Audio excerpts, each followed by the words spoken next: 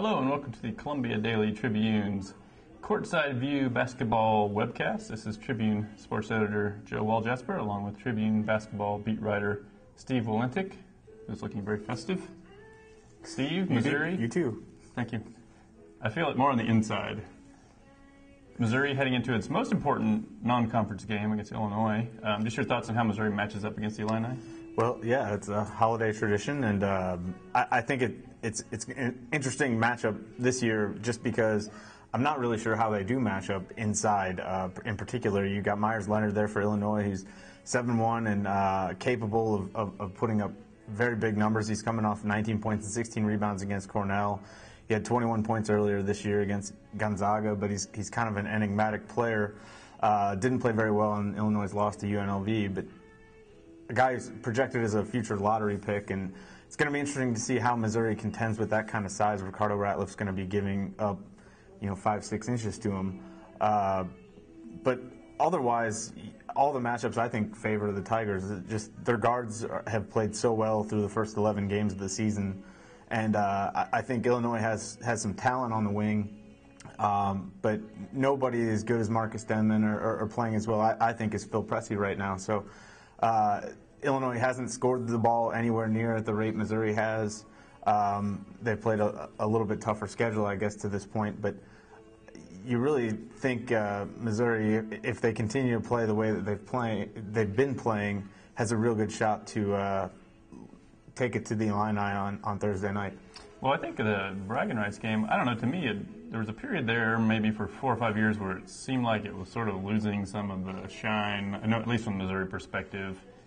Losing 9 in a row will do that too. That happens, and then, I don't know, it just seems like the enthusiasm you were seeing where it wasn't sold out like it would traditionally be. I think now the enthusiasm, at least on Missouri's side of this, is way up. I mean, they're excited about this team. I think this game is exciting to them. As far as Illinois goes, I thought under Bruce Weber, they always never had much trouble with Missouri's pressure defense. Like, they seem to have that solved pretty well, probably because they had pretty good guard play for a lot of those years. But it'll be interesting to see how Missouri's new style will be compatible with Illinois. And like you say, if their guards can cause enough havoc defensively where Illinois is not just going to be able to throw it inside to the 7-foot-1 guy and start the offense that way. I mean, the Tigers have done a great job. They've been outsized in a lot of games they've played already. I don't think they've played anybody with as good a big man as Illinois has.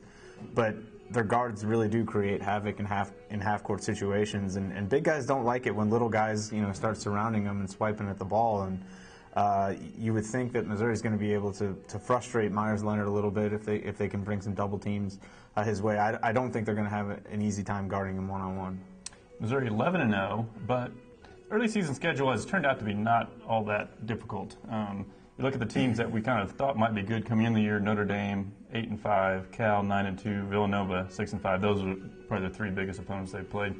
Has the schedule been too easy to get a good read on Missouri, or what's your take on the schedule? Well, I think the schedule has been too easy. I mean, I think you look at it now, and there's one team that you feel confident saying is a tournament team, and that's Cal.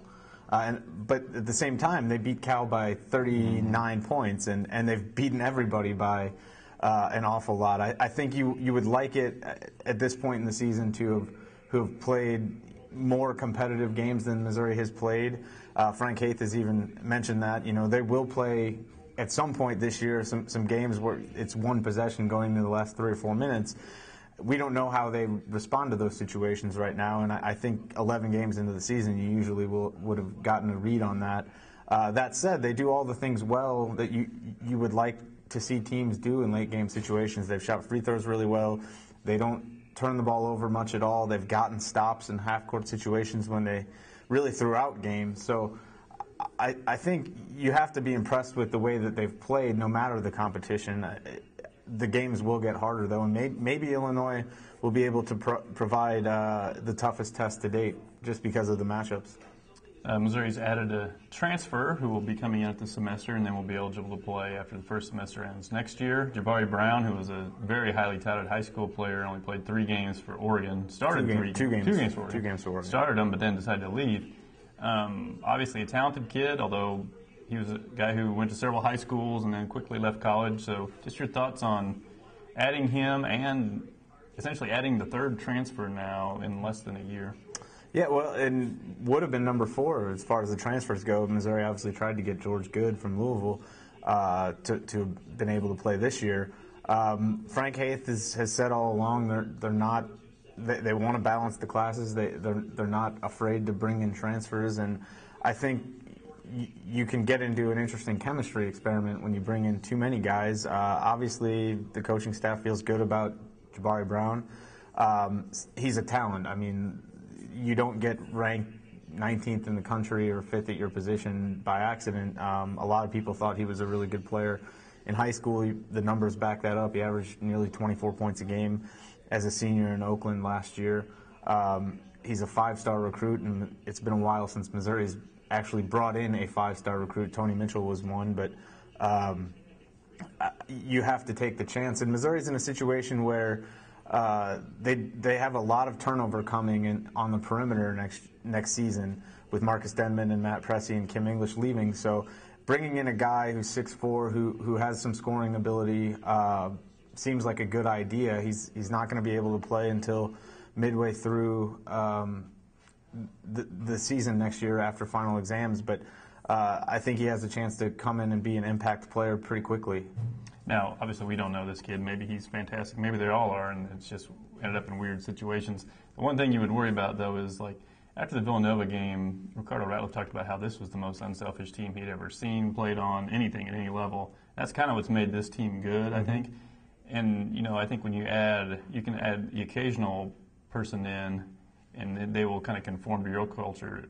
The worry would be that eventually, if there's more transfers than non-transfers, it's their culture that is going to be assimilated to. So that's the one concern, because Missouri also being discussed is in the running for Birch, another guy who came in as a freshman at Pitt and you know started and suddenly wants to leave. So I don't know. It's a little bit, like you said, a bit of a chemistry experiment. And at the same time, they're also going to bring in a big class of newcomers. So there won't be a lot of holdovers to kind of set the tone next season. I think there's going to be a lot on Phil Pressey and Mike Dixon to kind of carry over what this team has done so well, at least to this point this season, into next year with all these new guys coming in. The good thing with transfers is that a guy like Brown and also Keon Bell and Ernest Ross, who are sitting out right now, have been here now, and they've seen the way this team has played up close. You'd like to think that maybe some of that has rubbed off on them while they haven't been playing but been practicing.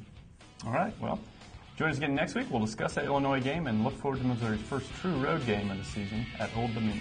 Happy holidays.